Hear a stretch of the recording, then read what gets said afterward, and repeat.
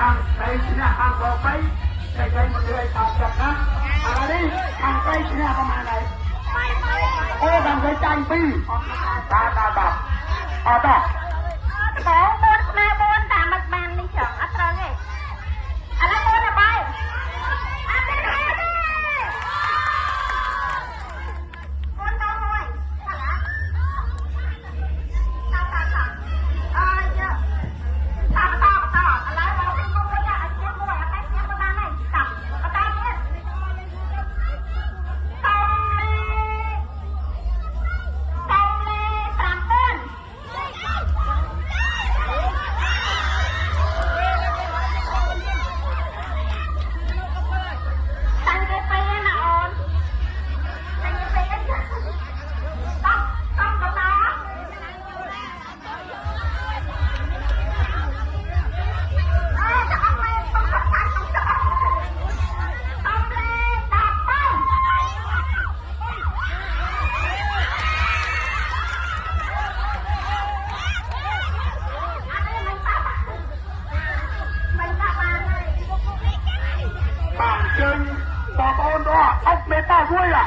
អត់មេប៉មួយ